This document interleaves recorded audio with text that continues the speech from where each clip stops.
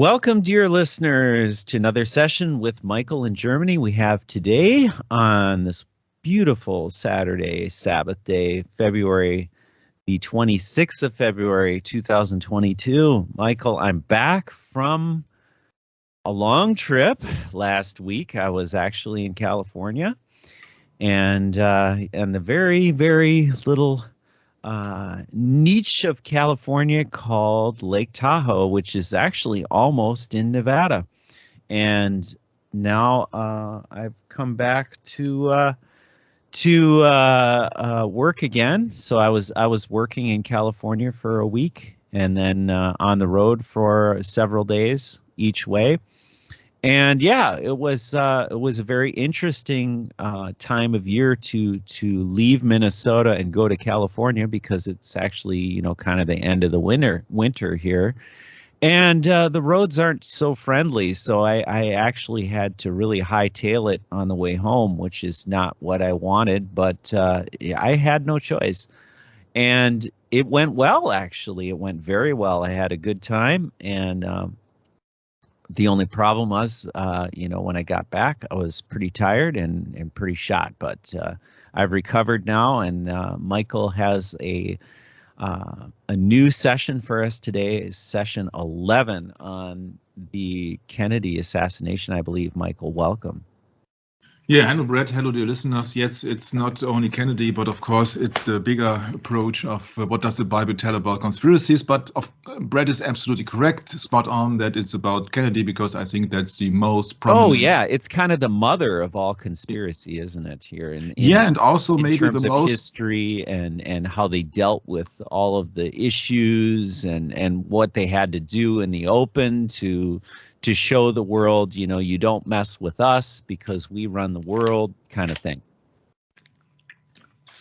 It's one of the most prominent assassinations of all time, because it's constantly in the mind of the people. It's like 9/11, where the people always, when you confront them with 9/11, they got the pictures in their head with the buildings been bombarded or being thrown by the planes and all the explosions and so on. I think that's also the scene with Kennedy. Nobody talks about his approach, or maybe some of the people are talking about the Bay of Pigs. Some of the people are talking about the Cuba, but the majority of people remember Kennedy as a slain victim. And that's very sad, because you see that was not his achievement, but it was done with him. And so, of course, it was right in the open to display everybody, so that if you mess with us, even the so-called mightiest or the most powerful man in the world will be assassinated or murdered, because yes, we can. That's the thing with Kennedy. So if you compare that to an actual situation now, almost 60 years after 1963, when it happened, you can imagine and you can make your mind up if it's now getting better, if it's getting worse. And now you got in the United States of America, you got your next Irish Roman Catholic president, so-called Joe Biden. I think there are several reasons, very good reasons, to go into this and compare that then with the Bible, and we will see that the Bible is absolutely spot on. So welcome to the 11th session of What Does the Bible Tell About Conspiracies. Before I will introduce you to the title of this, let us have a general approach to the term of conspiracy and to news and media in general. I really like that picture here. It's been from a flat screen, and the nose of the anchorman is growing and growing and growing and growing until it threatens the so-called innocent viewer or bystander. Nothing to see here. If it is BBC News or China News, it does not matter. Just you've been bombarded with lies. And it's so obvious that I have a hard time imagining that people falling for that. So this is a very hilarious and a very true comic here. And it's been seen that people in the media are bombarding the general public with a bunch of lies. Meaning that longer nose means the longer the nose, the bigger the lie. So where does it come from? It comes from a tale of Pinocchio. I will show it in English. Pinocchio is an Italian, Italian, interesting, fictional character. Goodness gracious, here we go. Home of the Seven Hills here. Yeah, Italy has a long tradition with fictional characters and with the fairy tales. Yeah, absolutely spot on. No? And the protagonist of the children's novel The Adventures of Pinocchio originated 1883 by Italian writer Carlo Collodi of Florence, so lesser nobility, Tuscany.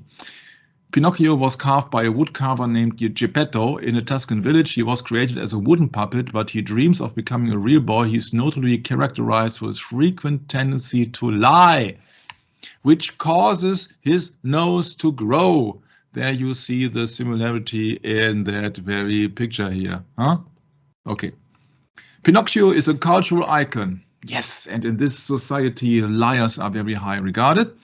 He is one of the most reimaginated characters in children's literature. His story has been adapted into many other media, notably the 1940 Disney film Pinocchio.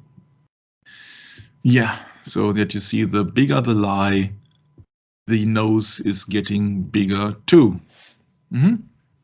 It's very interesting because there is one more thing that he has a tendency to lie. Where do we know that from? Tendency to lie from the television screen. And there is a character called Jiminy. It's very interesting because in the book it appears as a nameless animal. So Jiminy appears only once in the book as a nameless cricket. But in the movie of Walt Disney, you see Walt Disney, Freemason 33, Club 33, and Walt Disney logo 666. In that movie from Walt Disney, Pinocchio kills her with a hammer because she gives him advice. Later, she appears as a ghost. In this character, Disney saw the core of what would make the story work. Disney didn't think there was enough warmth, love, and friendship in the story. That's why he built Jiminy Cricket in. He ended up being the heart of the story instead of being hammered to death. He begins to dominate the film more and more. So, to have a summary here, that means that Pinocchio is a liar and is a murderer. Pinocchio kills her with a hammer because she gives him advice.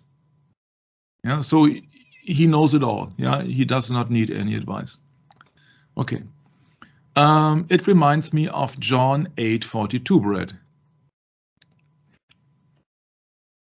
Oh, interesting. Yes, John 8:42 reads, Jesus said unto them, if God were your Father, ye would love me. For I proceeded forth and came from God. Neither came I of myself, but he sent me.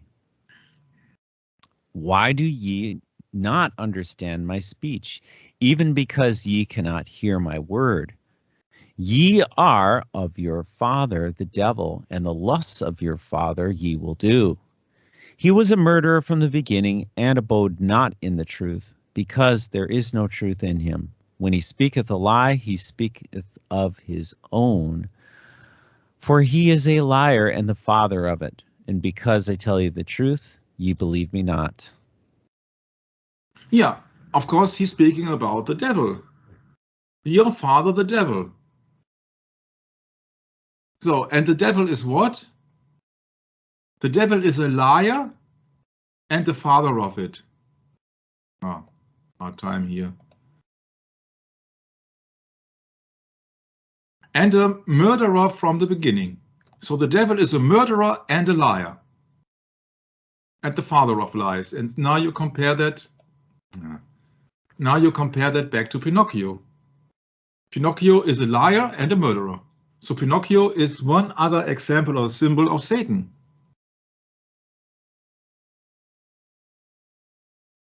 So they're killing you also. Satan is killing you with lies.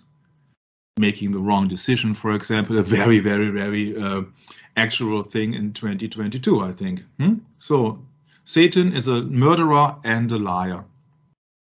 And of course, when people are in the satanic or antichrist spirit, which is especially the same, and absolutely the same, they don't believe Jesus Christ, they don't believe the Bible, and they won't believe us.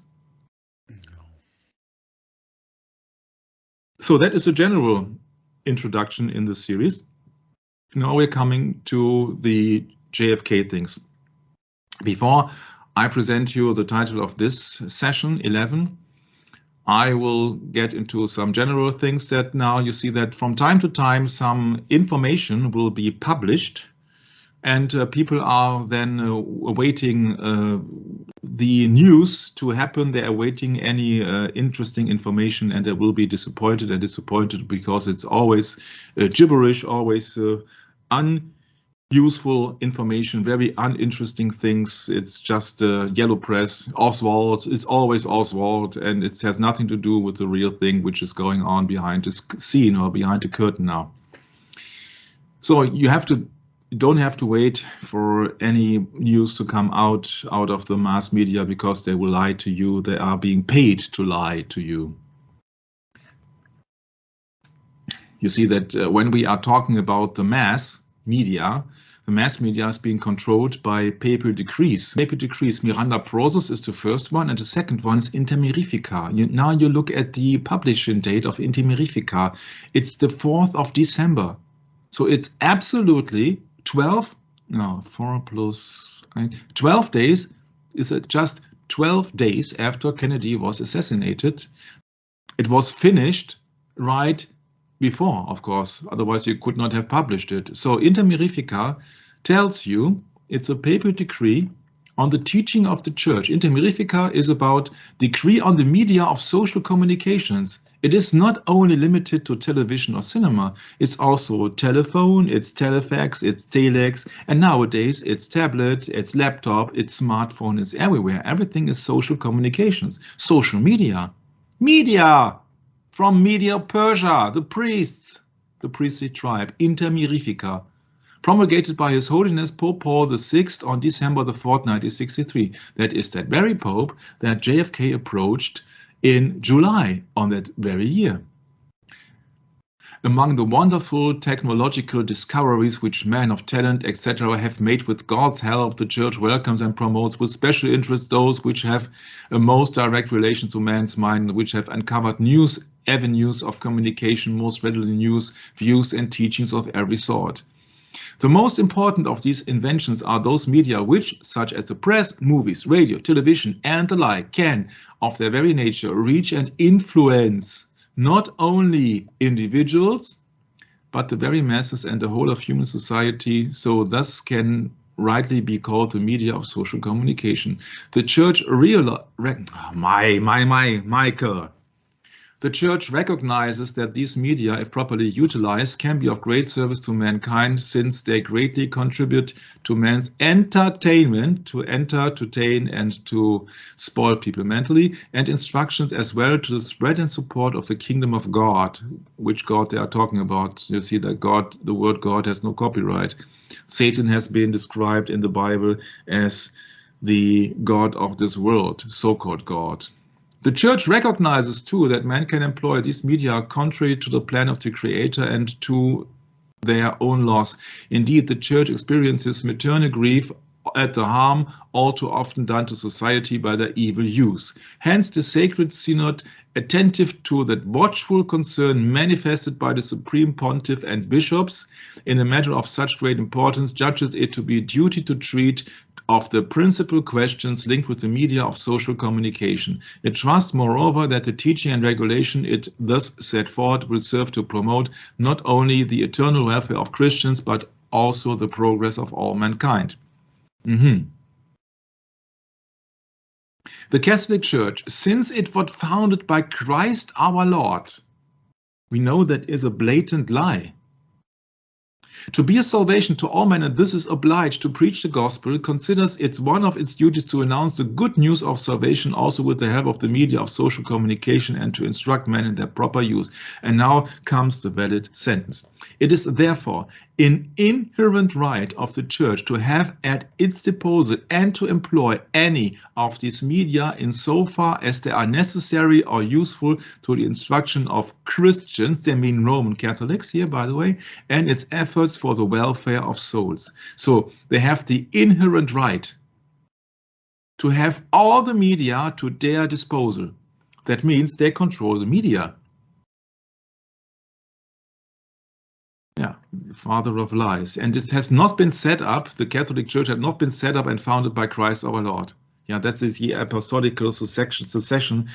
We know that when we did that study, Brad, Jörg, and me, about that Peter never was in Rome, or Saint Peter versus It's Saint just pure Simon. indoctrination, Michael. Just Absolutely, pure yeah. indoctrination. Yeah. They want you to abide in their doctrines, so you never study it yourself. And it's really simple, you know. You just listen to them, and they'll tell you what you need to do, and that's all you need to do. You know, check your brain and at the door. You know, you don't need a brain. You just listen to us, and we'll tell you what to do, and you'll make lots of money too. Yeah. That's why you also approach in the United States, you approach in your government, you approach the fasces and all the symbolism. Yeah, that's right. The fasci on the left and the right, both. Yeah. Not just one, but two. Mm-hmm. Yeah, left and right. What does that tell you?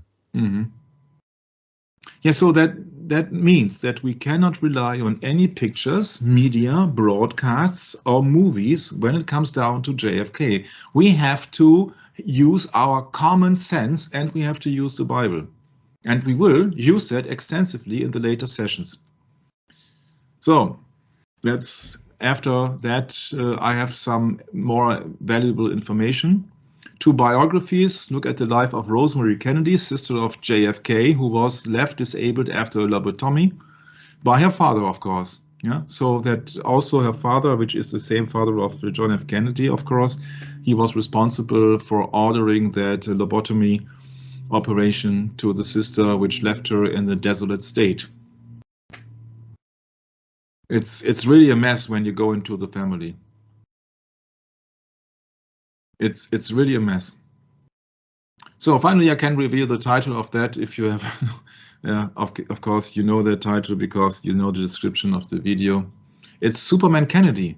Why did we choose Superman Kennedy? Oh, it's a long answer, and it will come at the end of the session.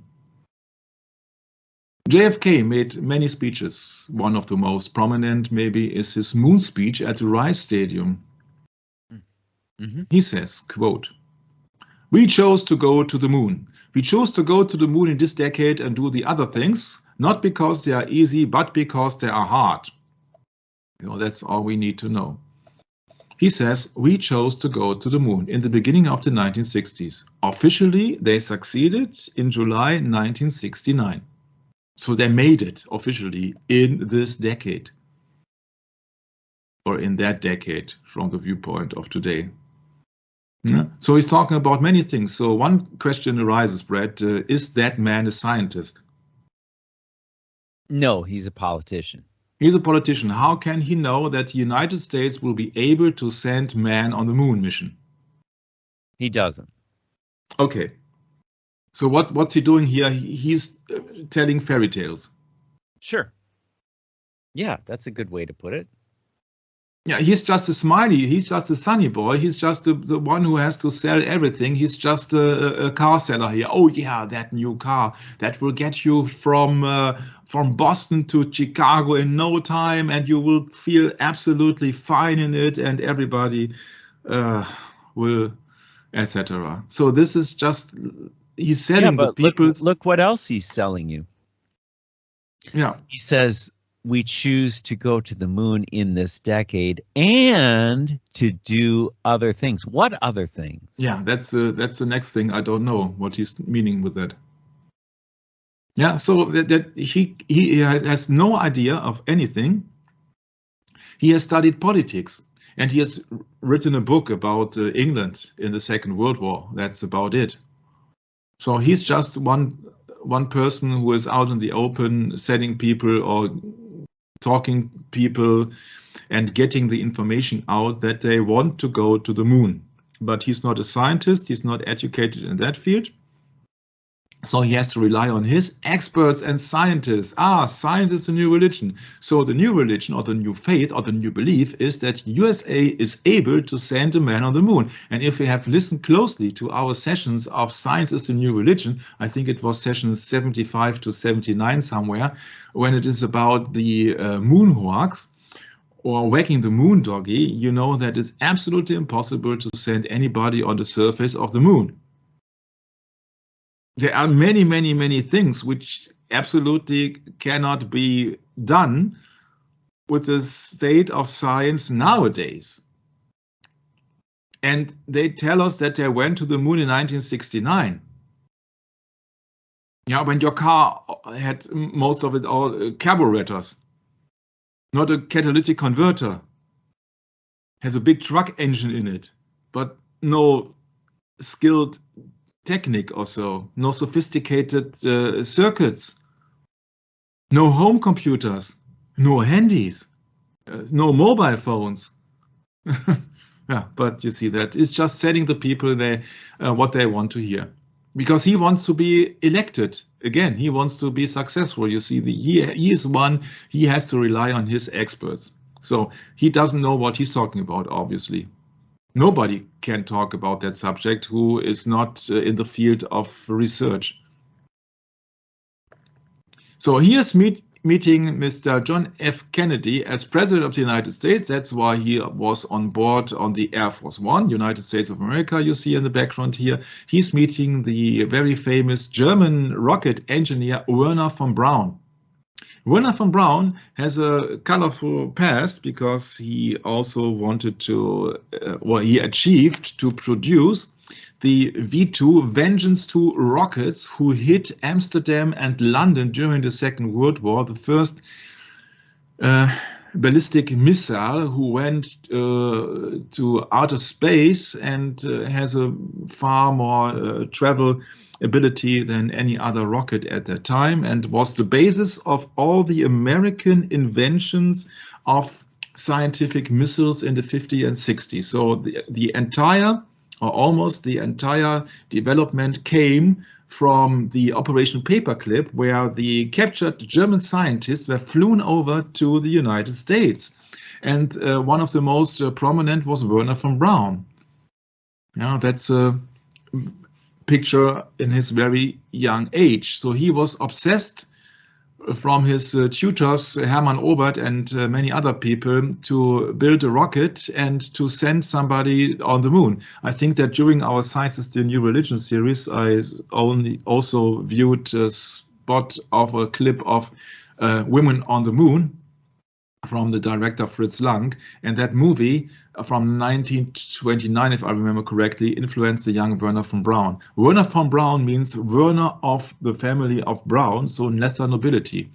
And I don't go into him once again because I covered the subject on Science is the New Religion. He said, research is what I'm doing when I don't know what I'm doing. So these people do not know what they are doing and do not know where their inspiration comes from. They don't know that their inspiration comes from spiritual entities.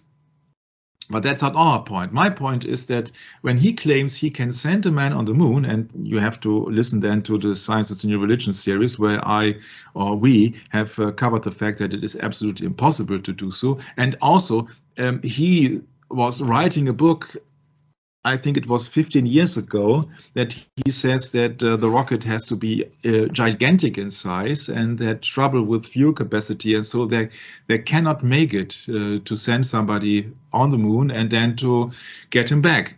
Very interesting when out in the open he's shaking hands and he's confirming Kennedy that they can do that.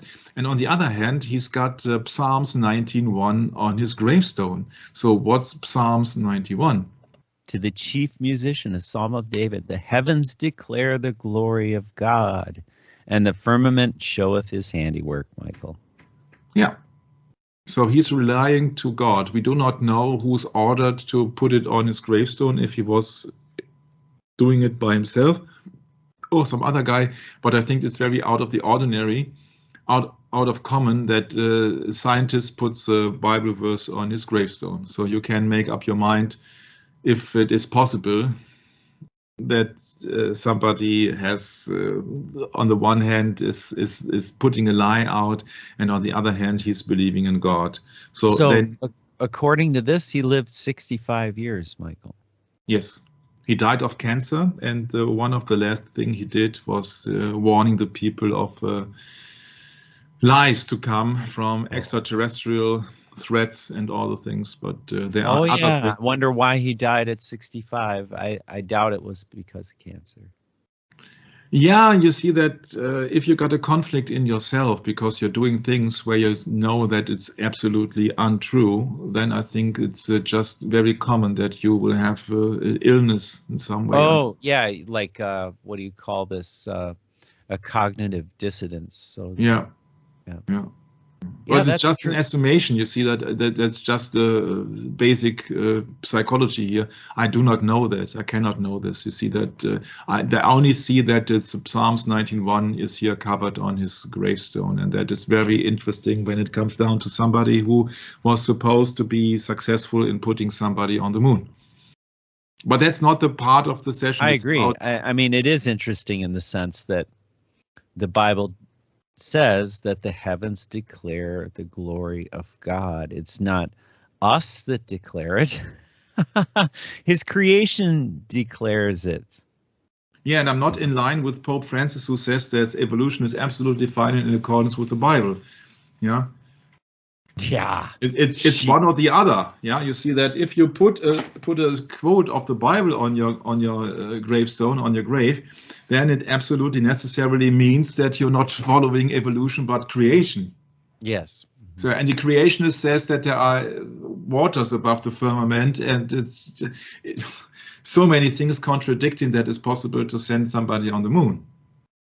Well, could it be that Werner von Braun had a epiphany in his later age and decided, well, I need to tell the people, warn the people, you know, and the consequences of that may have been too much. Yeah, you see that if somebody would really wants to go into this, then he has to listen to the sessions which we did on the science as the new religion. Yeah, of course they succeeded in starting the rocket. Yeah, beast mode.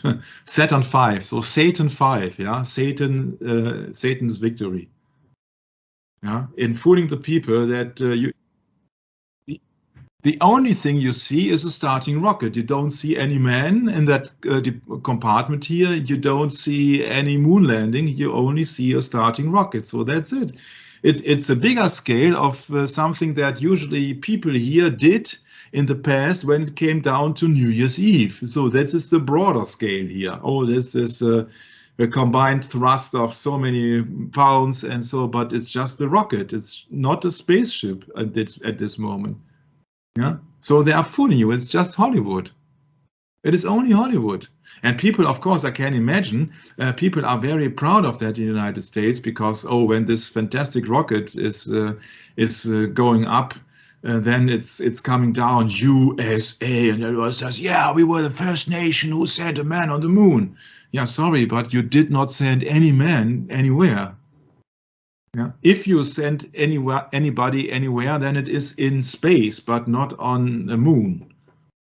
They were the first. Well, we were the first nation. I don't consider myself part of the United States, by the way, even though I live here, because you know the Bible says, you know, gather yourselves together, those that are escaped of the nations. You're not supposed to be part of any of these nations. They're not of God. But anyway, that's for another topic. But Michael, you know, this just proves the point that they're just trying to fool everyone into looking at the creation and not the creator. Yes. You know, it's the whole point. It's so big and spectacular, and they spend all this money on it just to draw you away from, you know, the spiritual side. Let's focus on the physical. You know, it's all about power and domination, and oh, now we're going to go into space, and we're going to have worlds in space, and we're going to travel into space. Yeah. Yeah, remember the famous song, yeah, USA. Yeah? Remember the famous song, I am the Lord of Hellfire, and I send you fire. I teach you to burn. The hidden god, or the mammon, or any other name you can come up with, is always depicted with fire. And you see that the combustion engine here is burning fire it's burning fuel at a tremendous rate. Yeah? So it's destruction also. It's destruction of fuels. But of course, I'm so far-fetched now when I go into this. Yeah, he said that on September the 12th, not 11th, the September the 12th in 1962. Okay? That's what he said. So he was promising the American audience that they will go to the moon. We chose to go to the moon. So it's not their choice. We chose. Who's we? Who's we? Was it the American people as at a poll? They said, yeah, that's the main goal of our society in our century is to put somebody on the moon. Or who's we? Is it the military industrial complex? Is it NASA? Who is we? We chose to go to the moon. Yes, we can, but who's we? Huh? So that is also a question unanswered here. So that I will skip it because they are hard. Yeah. Okay, now we will go into a big rush into other things which happened on that thing, on that day, on that year, 1962, because I intended to do the Kennedy or the assassination or the conspiracy thing in general, a little bit in a chronological time, in the chronological order. So you know that this is the Mrs. Marilyn Monroe. Happy birthday to you. Yeah, she was more than... she had a very interesting performance, yeah, and it has been known that both of the Kennedy's brothers, so Robert Kennedy as well as John F. Kennedy, had sort of, this is Yellow Press, sort of affair with that woman. The problem is that both of these men were not politicians, but married at the time. So that is a contradiction, if that is correct, against one of the 10 Commandments, Brett. Yeah, thou shalt not commit adultery. Yeah. And so the so-called actress Marilyn Monroe, at the 19th of May, 1962, you see in the same year, when in September John F. Kennedy said we chose to put the man on the moon, she made an appearance for his birthday officially to the birthday of U.S. President John F. Kennedy, and it was the last public appearance of Mrs. Monroe, and that I found very interesting. The last public appearance of... Yes. Oh, I never knew that. Yeah. Wow, that is very interesting. But can you imagine what this did to the wives of the Kennedys? You think they were a little upset about this? Yeah.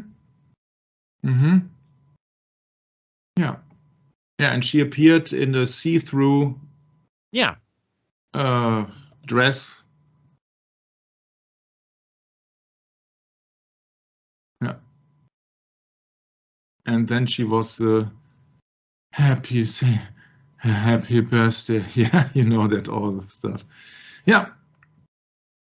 But the problem is that she's got a similarity to Kennedy, because the circumstances of her death are, up to this very day, are not clear.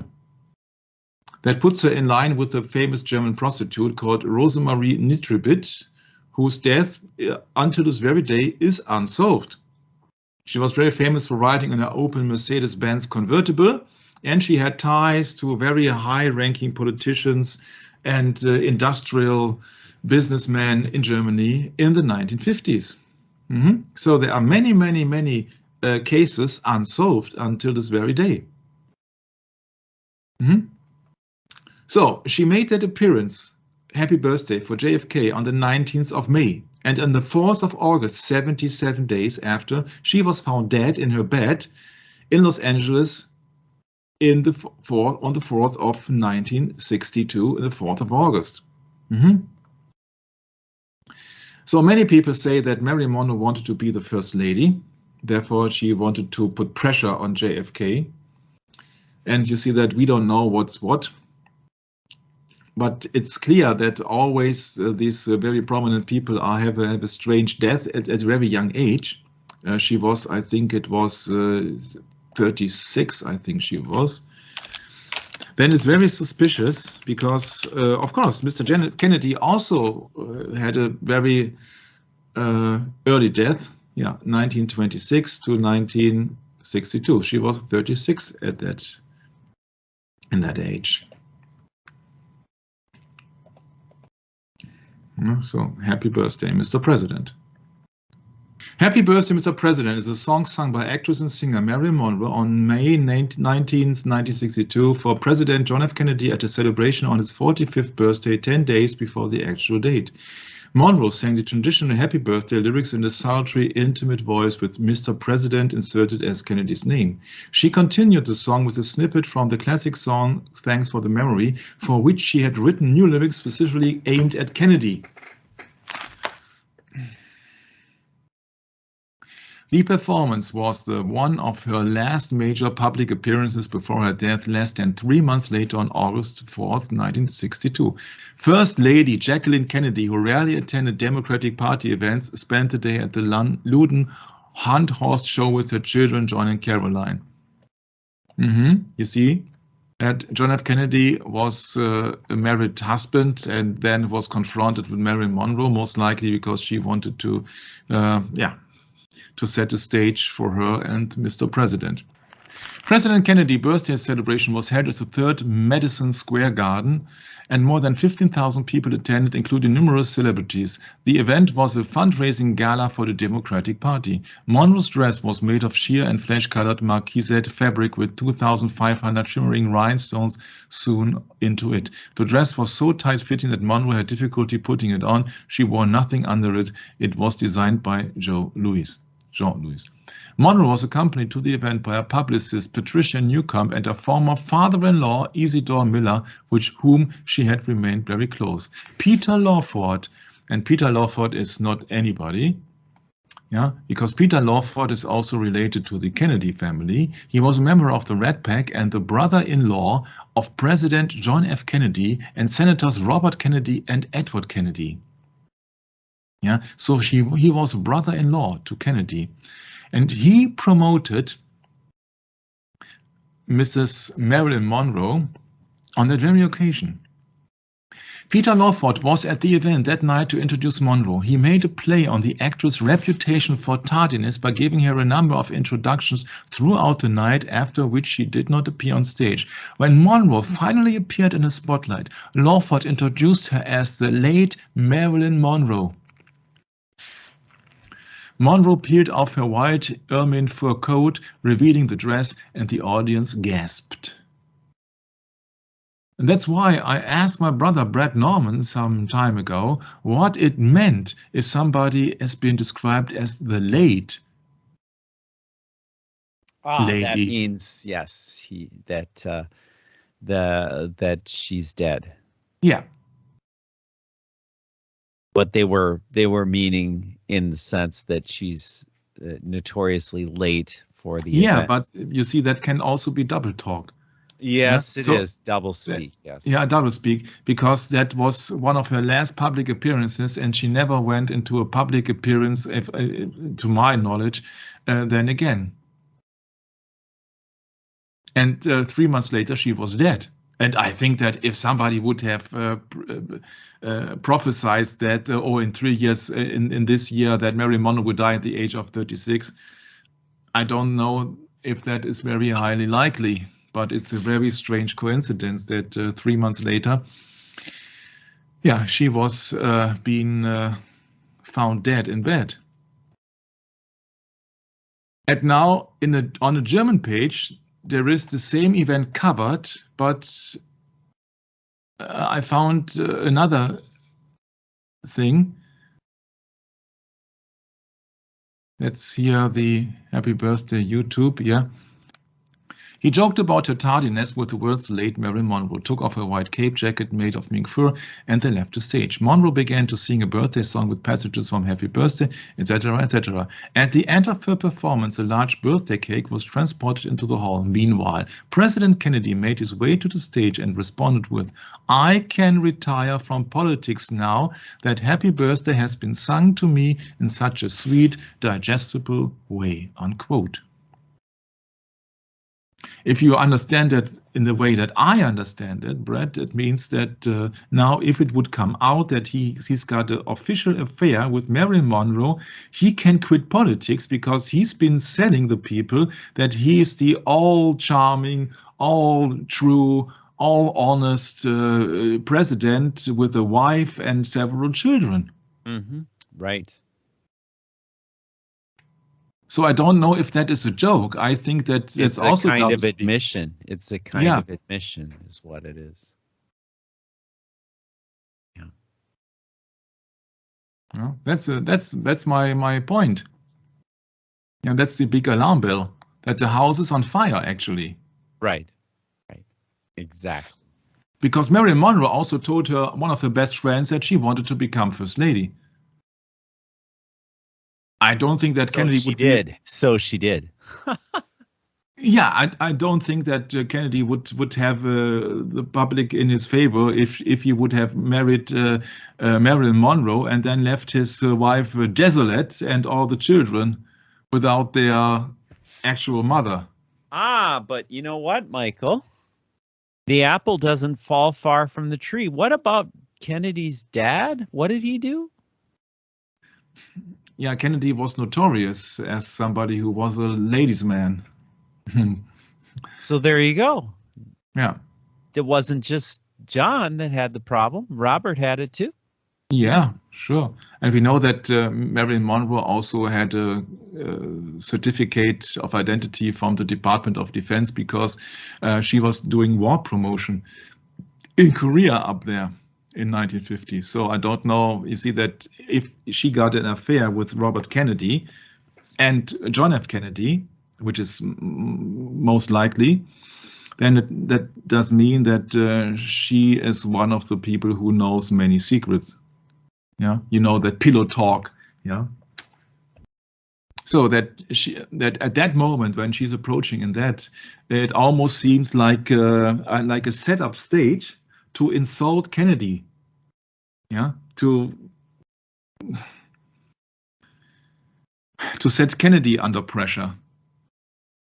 And that's what J. Edgar Hoover, for example, FBI, and many other people, and Lyndon B. Johnson, which we will discover much later, have done in the past. That they really wanted to get rid of Kennedy, and they used spies, women, they used telephone calls and all the things and informations to set up against Kennedy because they didn't want him to succeed in the office. Yeah. So the late Marilyn Monroe. So the late in German, die verspätete Miss Monroe means the belated woman, but late, you see, can also mean the deceased Marilyn Monroe. This is German here. Yeah, and that's a problem. That's not the problem on the one hand only for Marilyn Monroe. It's the problem for the Mr. Kennedy, especially. Thou shalt not covet thy neighbor's house. Thou shalt not covet thy neighbor's wife, nor his manservant, nor his maidservant, nor his ox, nor his ass, nor anything that is thy neighbor's. She did want to become the first lady. She didn't want to be some actress, it seems. She wanted to become the first lady. That's the official story. Yeah, so that was, Wikipedia says it's the last appearance in public. Yeah, and she was being killed by an overdose of barbiturates. So she had sleeping problems, more or less. And the circumstances are not cleared until this very day. Okay, so she told her friend John Carmen, me as the first lady. So that's the official thing. So that's a part of Kennedy that people usually didn't want to talk about.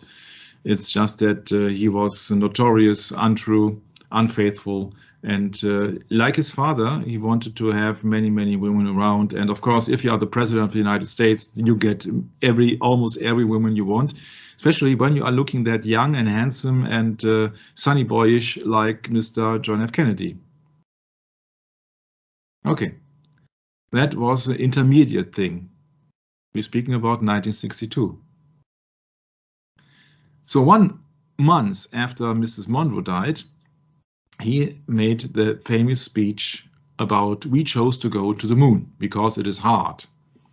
And now for something completely different. What's up with Superman Kennedy? you know, he promised us that some Americans will go to the moon this decade. You see, the character of Superman has changed in the past to this very day. Now, Superman has his coming out. This is from October 2021. Yeah, Superman is now gay. I'm not kidding. But what's Superman actually? Superman is the name of a comic figure in the 1930s of the US-American guys Jerry Siegel and Joe Shuster, and has his first appearance in 1938. And he's a superhero in the comic history books, in the comic books, and that is about Mr. Joseph Joe Shuster. When Schuster was 9 years old, his family moved to Cleveland in Ohio, where he met Jerry Siegel. They had first science fiction histories, science fiction stories, and then he was making drawings for the high school newspaper, the Glenville Torch, and then he has created more figures like Dr. Occult, etc., before they had sold the rights 1938 of Superman to DC Comics. Okay? But Superman was invented already in 1932. And it's very interesting that the logo of Superman resembles a snake. Because usually when you look upon that symbol here, people think, oh, it is an S, but S is the symbol of the serpent. It's a serpentine. And this is the snake head here. Or if you would like to depict that as an eye or what else, this is a downright pyramid. Yes, usually I looked at it from a wrong perspective when I was young. I thought this was a fish here. Yeah, but actually that's an S, that's a symbol of the snake here. Very interesting, especially when you know what's coming now. In a link I found, why was the Superman symbol an English letter? It's a family crest representing a serpent. In the 2008 Kevin Anderson novel, The Last Days of Krypton, the EL family, you know, Elohim, yeah? EL means divine, is suggested to symbolize the serpent of deception imprisoned in a diamond hard crystal of truth. Aha. Now, I think we got the bigger picture here. Yeah? It's the serpent of deception imprisoned in a diamond hard crystal of truth. Where does Superman get his powers from? In Ezekiel 28, when we are talking about that very explicitly in the satanic media agenda, in Ezekiel,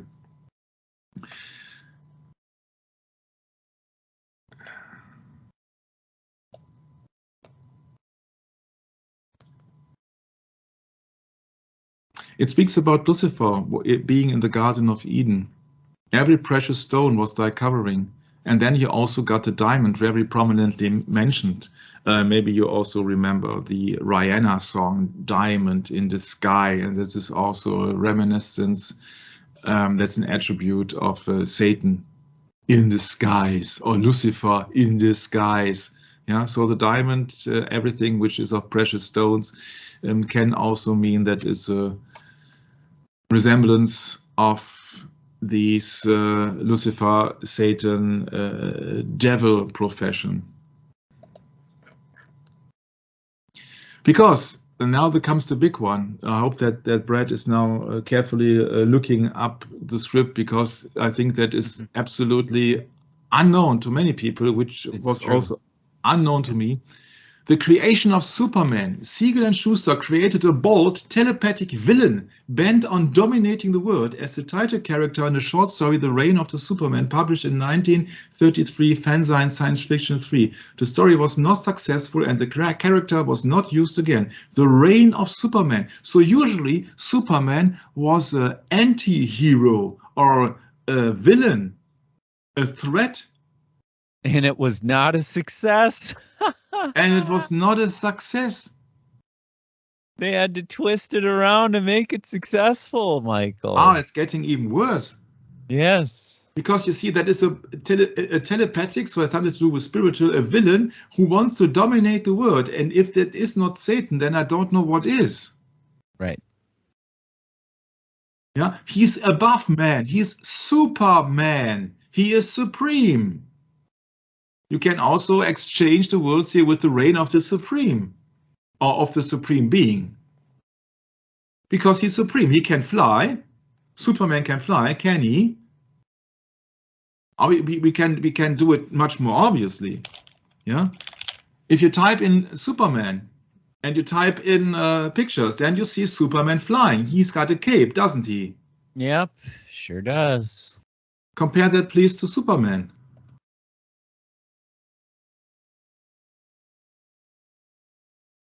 And it's getting worse, because he was ordained as the villain who wants to dominate the world, dominating the world in 1932. Okay, in January, published in January 1933.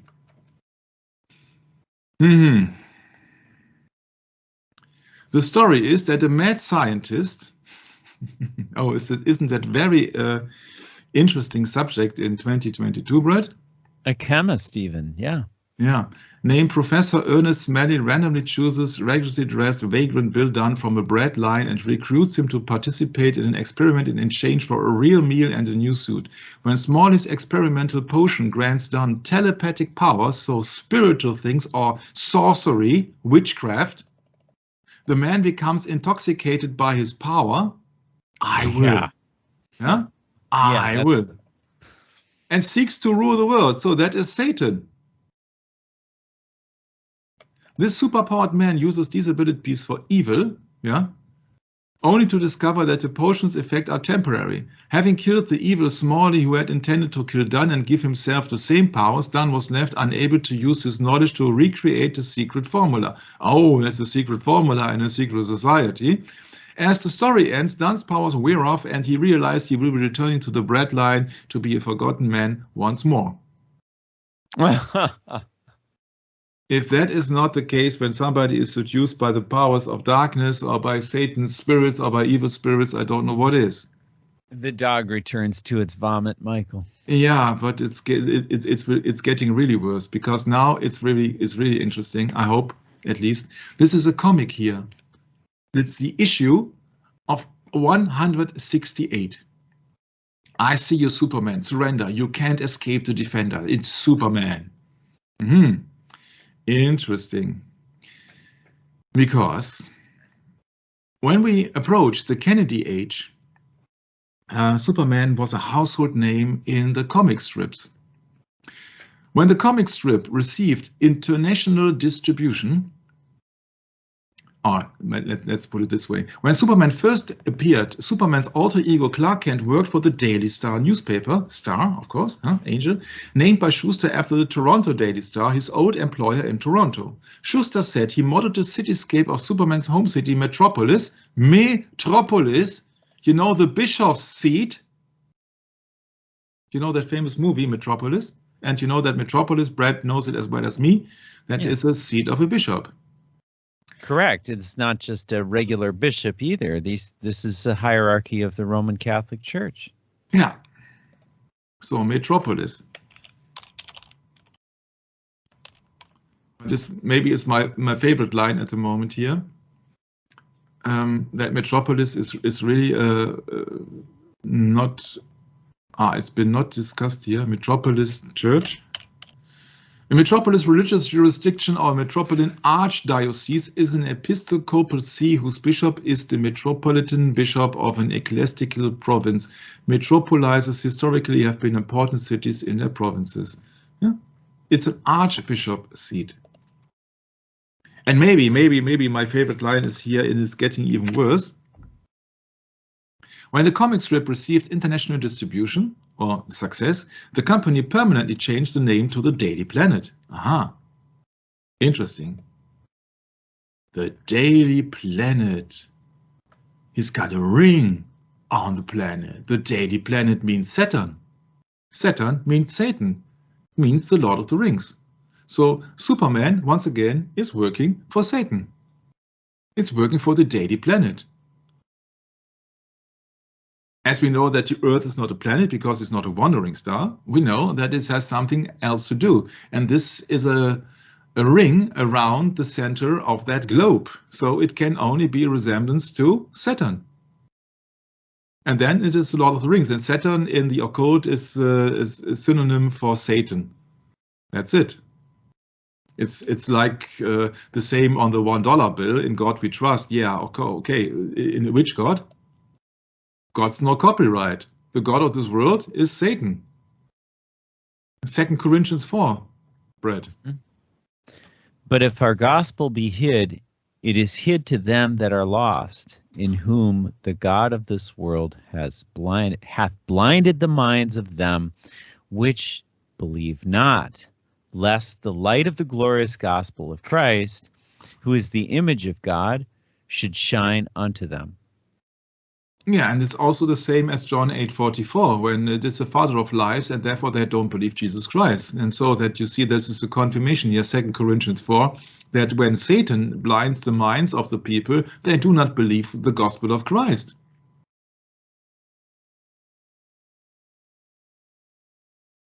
Yeah. Therefore, the entire world is the opponent of the Christians. It's been mentioned here prominently in James 4:4. Yeah. Ye adulterers and adulteresses, know ye not that know ye not that the friendship of the world is enmity with God? Whosoever therefore will be a friend of the world is the enemy of God. Mm-hmm. Yeah, because for the love of money, you see the people will sacrifice their faith and their soul. It's so obvious what it is, but it will always be neglected by the governments. You see, also on the dollar page, you won't find the dollar sign. That's very interesting. No, you won't, will you? That is interesting. So where does it come from? Usually, it says, oh, that is has something to do with the symbol of the Spanish currencies, but it's not absolutely clear where it comes from, because here on the columns of Heracles or Hercules from the coat of arms of Spanish, there are two columns, and most of the times it's been seen as a symbol of the columns of Heracles, or the Spanish will to power, so non plus ultra. So this is the border. Don't cross that border, non plus ultra. But, and it's a big but, many people say that also the dollar bill symbol comes from the Roman abbreviation 2S or HS. Interesting, huh? For the Roman coin sesterces, but they say, oh no, this is absolutely untrue. So that you don't have to talk about this. So these are secrets in plain sight, it seems. Yeah, it's like ICSI 9/11. So that does not explain this symbol here, because I always say that S is the symbol of the serpentine, of the serpent, of snake, of Satan. That's what I always been insisting. And you see that on this dollar symbol here, you see two columns here usually. Yeah, and two columns means of a temple, so it's a temple of Satan. It's so obvious that I'm absolutely keen on doing sessions on simple symbology, but I do not have any time for that yet. Almost, I don't know, maybe next year or so, I don't know.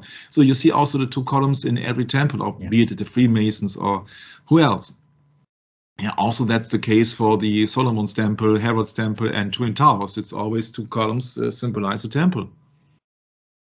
Yeah, and I don't know if it was in English where I talked about that. You see, the North Tower is there where God is residing, and God's realm, and therefore the North Tower of the two World Trade Centers, they have the antenna. That's my explanation about it. Yeah.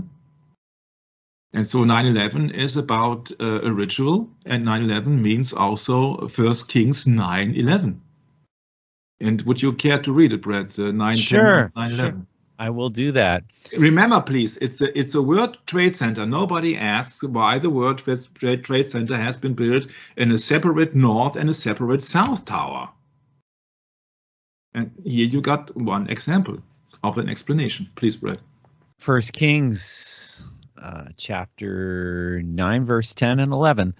And it came to pass at the end of 20 years, when Solomon had built the two houses, the house of the Lord and the king's house. Now Hiram, the king of Tyre, had furnished Solomon with cedar trees and fir trees and with gold, according to all his desire. That then King Solomon gave Hiram 20 cities in the land of Galilee. Yeah, there you got your two houses, then you got your two trade centers. One is the house of the Lord and one is the house of the king. So the north tower has the antenna, and I say that could be a symbol for the house of the Lord. And it's very interesting because the king of Tyre, wasn't there something of Tyre in Ezekiel? Yeah. Saith the prince of Tyrus.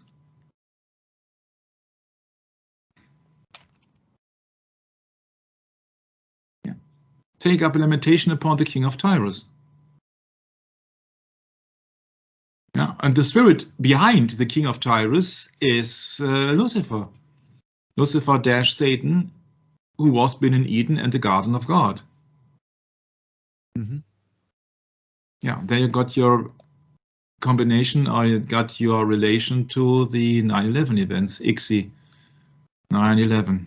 And of course, it goes far more deeper than that, because in Book of Revelation, chapter 9, verses 11, mm-hmm. And that reads, yes, they had a king over them, which is the angel of the bottomless pit, whose name in the Hebrew tongue is Abaddon, but in the Greek tongue hath his name Apollyon. Mm-hmm. Yeah, that's the explanation on the Greek, on the eSword software. It's a destroyer, that is Satan. Yeah, so 9/11 is a code for Satan. Yeah, I know that it's the police and emergency code, but it's no coincidence that it is the police and emergency code in the United States. There are no coincidences. Yeah, and destroyer means Satan. So, for example, here the group KISS has been talking about Satan here, destroyer. They're actually making a feast day for Satan. You see, this is destruction here. This is dust, this is destruction, this is not a building anymore. Yeah, and also on that Love Gun album, they are making the sign of the horned one, the Manu Cornuta. Yeah, and you see also the two columns here in KISS Love Gun, and a symbol here, which stands for the women womb. Yeah? So this is Apollo 11. Then you got now the crisscross reference to the moon program of Mr. Kennedy, because it has been named Apollo. Apollo is the short, or the abbreviation of Apollyon, the destroyer. So the mission is Destroyer 11 or 9/11. Yeah, no, Michael, it was not set up on September 11. I know. That last photo you were showing with KISS there, and you had explained that that is a symbol for the womb.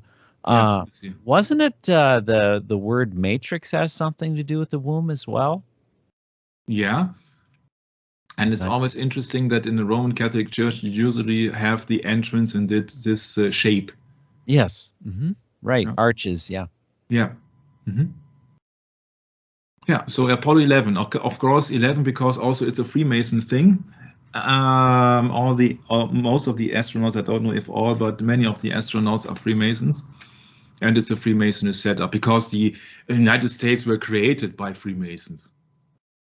Yeah, it's so obvious. You only have to look upon a picture of George Washington. Yeah, right. Yeah. And so this is Mr. Dr. Werner von Braun at the Neil Armstrong Moonscape. This is a picture of Dr. Werner von Braun at the Neil Armstrong Moonscape 1969 Southeast Fair. Man. If that is correct and not a Photoshop image. Yeah.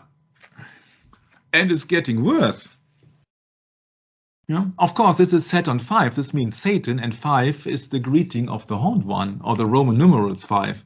The 5 times I, the 5 stationary courses of the planet Venus, which we have shown in, I think it was session 2 or 3 of the beginning of the series. And now it all makes sense, huh? That 5, Romans 5, yeah, means 5 times I will. Yeah. And somebody claims here XC stand also for I am. I'm not in line with that. Yeah, but this means I will. And what does in Isaiah 14:12?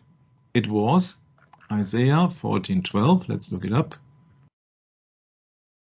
Mm-hmm. We have covered that. I know that in the science is the new religion. What he says here, I will ascend above the heights of the clouds. I will be like the Most High. Now compare that, please, to the launch of the Saturn V rocket, which ascends above the height of the clouds. Because it's a rocket. It's a rocket named after Satan. Or Saturn, or daily planet with the ring around it. And you don't tell me that he didn't know that he had to fool the people. His only goal in life was to succeed in building an enormous rocket, and he did that. But he could not send a man to the moon.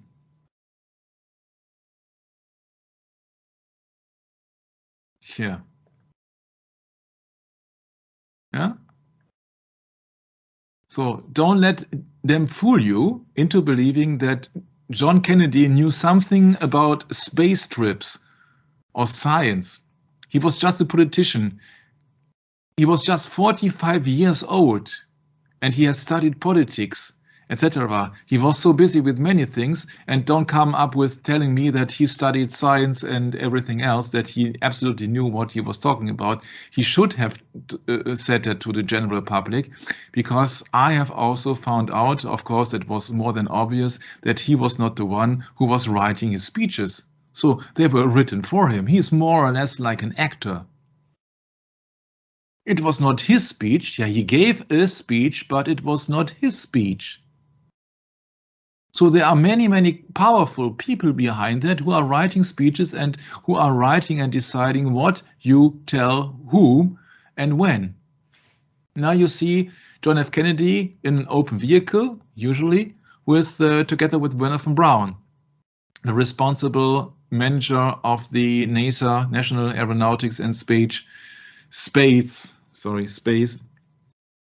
And he's got an official ticket here, so that he has a security clearance, that he can access that very car and he can be near Mr. John F. Kennedy. On that picture, you see here Lyndon B. Johnson, the runner-up and the vice president in the area of John F. Kennedy, and the name where also the Space Center was being named after him, after Lyndon B. Johnson. Yeah, and you see that this all is a military operation. Yeah, the NASA has the website nasa.gov, government. This is a government organization. It's not a free enterprise. It's not a free science laboratorium. Yeah, this is just military. So we are speaking about of a military operation here, or if you like it, or to have it in other terms, about a psychological operation to make the people believe into the ability of the United States that they can actually put a man or 2 or 3 onto the moon and return them safely back, a thing which never had been done before, and since more than 50 years never been done after that, after 50 years. Because all the technology has been lost. You see, it's an army project. It's like Area 51 and all the things they're coming up with. It's just to distract the people. That's why it's called the historical mission control. Of course, they have lost all the tracks, they have all the records, and nothing can be found. But they have, at least, they have found the old computers. We're talking about 1969. These are television sets here. They are just look fancy with some flashlights and some remote controls here. But this is just technology of more than 50 years ago. What do you expect? You don't expect 4K here, don't you? Yeah. And we know when you talk about mission, we know that it has something to do with the Jesuits, don't we, Brett? Oh yes. Okay, then we got, and now it's historic too. Yeah, there we go. Yeah, yeah, it sure is. Yeah, we know that, but maybe it's more easy. I have to switch off the lights here. If we go into the origin of the word mission, so that people actually can see in the live session here. Mission means since 1590s. The Jesuits had been set in power in 1540, 50 years later, sending abroad as an agent original of Jesuits. See, it's a Jesuit original. It's a Jesuit original, yes. So what does the gospel of Christ have to do with missions? Yeah. You know, if you want to follow a different Christ, then I guess it has a different meaning. Mm-hmm. But Brad, it's getting even worse. This is a rare comic featuring JFK and Superman finally on display at the Presidential Library. Superman's mission for President Kennedy. Now, everything that I pointed out in the last, 90 minutes or so, please compare that. That means Satan's using of Jesuitical agents for President Kennedy. Mm-hmm. Yeah, you see, this is the snake of deception captured in a diamond here on the front breastplate on Superman with his cape, with his wings. And of course he can fly, sure. He's Superman, he's above man.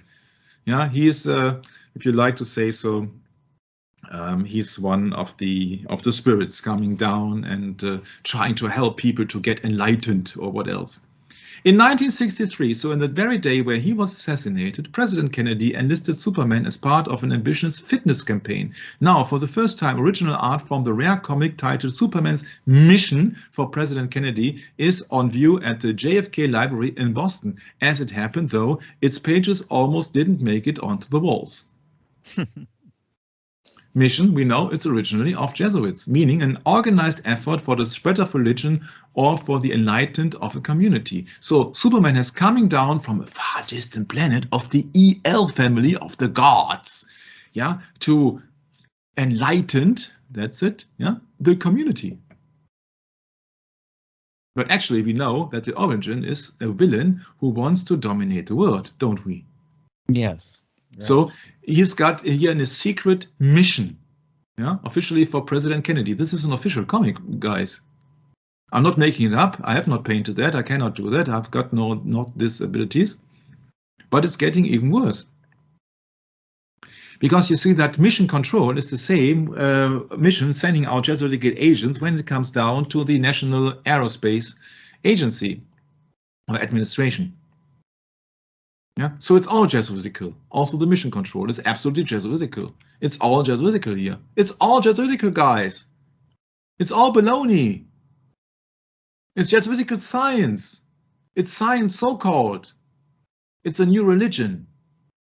You shall believe in evolution. You shall believe in a Big Bang. You shall believe in anything but Jesus Christ and God. Yeah, you shall believe ratio studiorum.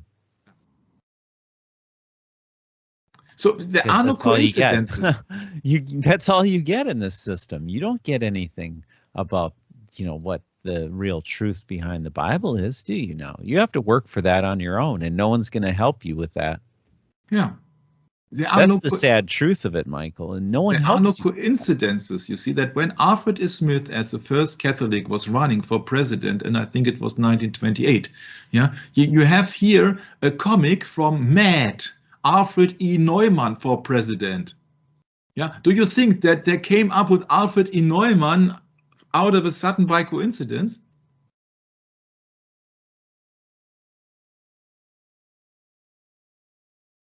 I cannot prove it, but I find that very strange. Yeah, that is very strange because it's very close to Alfred E. Smith, but not. So it's a kind of spoof or something. Yeah.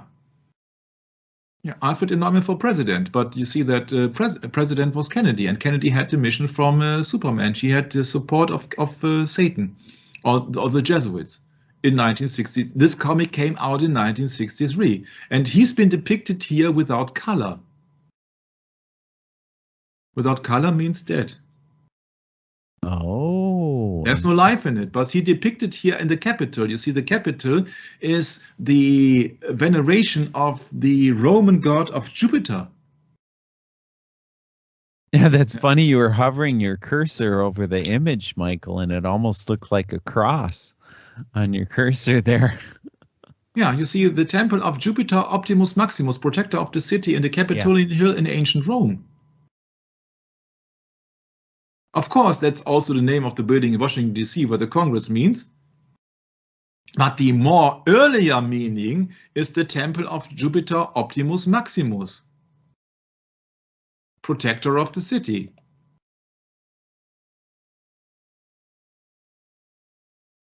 What kind of a cross did you mean? Oh, yeah, I was just making this silly comment. Okay. It almost looked like, almost like a crucifix, actually. Yeah, but you see, this is 1963, and they are admitting you in a humorous way that Satan is using the Jesuits for Kennedy, and Kennedy is here depicted as a kind of a ghost already. You don't have to follow my explanation. I would be very satisfied and very delighted if you use your common sense and if you study the things. Then maybe you come up with the same or maybe a different conclusion. But just use common sense when it comes down to explaining things. Don't let anybody decide what to think, how to think, and what to feel. Yeah, it's your body, it's your mind, and it also has been given to you by the God of the Bible. And so please use it, and please ask the Lord what's right and what's wrong in this world. But I find that no coincidence. And as I said, I prominently use it's getting even worse, and it's now getting really worse. So there was a Superman's mission for President Kennedy. Everybody had to get fit, a physical fitness program. And in Superman's issue number 168 was in production when President Kennedy was assassinated, of course, on November the 22nd in 1963. So 168 was in production. Okay, let's look at 168. So this is the issue 168, Superman. Then a bold villain here. Yeah, on a statue or so, and then there's a so-called defender here. I see you, Superman, surrender. You can't escape the defender. And Superman says, what irony, on this world I have no superpowers and I'm hunted like a public enemy, but Luthor, my great foe, has superpowers, a secret identity, and is a public hero. So this is 168 in the progress during the assassination of the President JFK, when we knew that some months before the Superman was on a mission for JFK. Yeah, and this is a special issue here. This is an all Luthor issue featuring Luthor, superhero, and Lex Luthor, Daily Planet editor. So Lex Luthor is here now the head of chief of that Daily Planet, means the Saturn. And Superman is now the guy hiding behind the wall, not to be recognized, not to be seen, because he has stolen something, obviously, in his, I don't know. Yeah? He says, the people are saying here, hooray for the defender, he'll catch that Superman from Earth who stole our treasure. Interesting. And I came up with a very strange idea, which I think it is true. And let's hit the hammer on the head. This is a Luthor issue. It's about Lex Luthor, the arch-enemy of Superman. Yeah, but what does Lex Luthor now means? Lex means the law. Lex talionis means the law of retaliation, an eye for an eye and tooth for a tooth, for example, but Lex in itself means the law. And Luthor is coming from the surname Luthor. So that means that Lex Luthor, the arch-enemy of Superman, means the law of Martin Luther. And then it makes perfectly sense that Superman has got these superpowers, is coming from a different world, has escaped with these styled wings on it, and is a depiction of Satan. Mm-hmm. So in this world, everything is tossed around. Superman here means Satan is the good guy, and Lex Luthor, who's been depicted here as the original Superman, more or less the bold one, is the hero. No, so Lex Luthor in this world is the enemy, the bad one, the evil one, and Superman is the good one. When actually Superman is a depiction of Satan coming down from the sky, a supreme being, and Luther means Martin Luther, the law of Martin Luther, the law of There Luther. you go. There you go. That's how you have to train the people to be obedient to the overlords here, the satanic overlords of this world. So Yeah. you train them when they're young, don't you, Michael? Yeah. Through comics. Yeah. Even if you go into the Luther surname of Wikipedia, they point out it's originally in honor of Martin Luther, notable people. Yeah, and then you got Lex Luthor, a comic book villain. So it's not only my suggestion, but it's just what Wikipedia also has to present you. Lex Luthor means the law of Martin Luther. And as America originally was intended to be a Protestant-free country, it's quite obvious now that Superman, with all his abilities and with his worldwide distribution, is a depiction of Satan, and Satan now is taking care of JFK, because Satan is what? Satan is on a mission for President Kennedy. Mm-hmm. Months before. Oh, people, I know that people will say this is all a big coincidence, but ask yourself, were you really aware of the fact that Lex Luthor means the law of Martin Luther in the United States? So there are so many gems hidden everywhere where you can look and where you see that people are fooling you and they have pleasure in fooling us. But I don't have any pleasure in being fooled, so therefore I would like to give. Well, that and the saddest part is that people buy it and then they actually put their faith in it, Michael. Yeah, and they buy it. They buy the comics and they support the satanic system, even with their money, unwittingly or unknowingly. Yeah, and unaware of unaware. Yeah. And the Bible even speaks of that too. Yeah.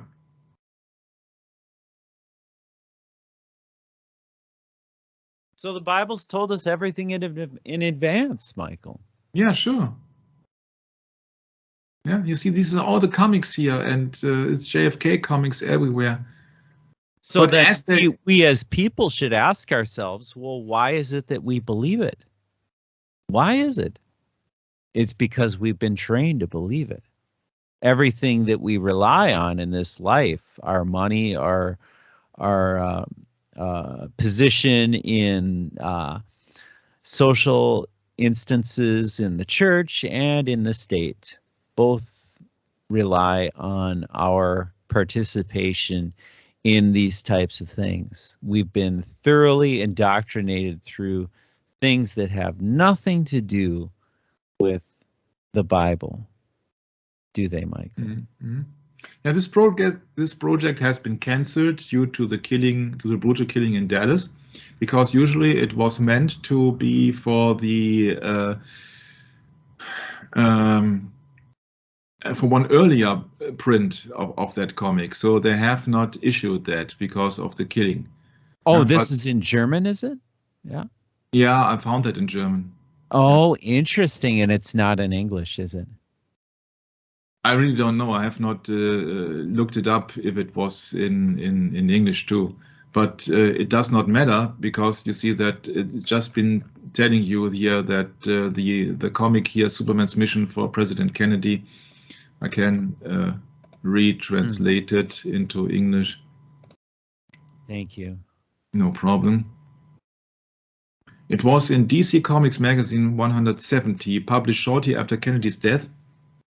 in July 1964 that one of the greatest homage comics paid to his memory appeared, Superman's Mission for President Kennedy, an episode originally intended for the previous issue, and in which Superman helped the presidential promote his real sports education campaign among American youth, which means that was during the lifespan of JFK, if I have understood that correctly. But the project was cancelled because of the brutal assassination of Dallas, which shocked the entire nation, and in this issue appeared another Superman adventure. Mm-hmm. So it was in the working when Kennedy was killed. Yeah. So, but the thing is, here in this episode, that's why I wanted to have the combination of Superman, the moon hoax, Werner von Braun, his JFK moons. So I think that it's now, yeah, we are at the end.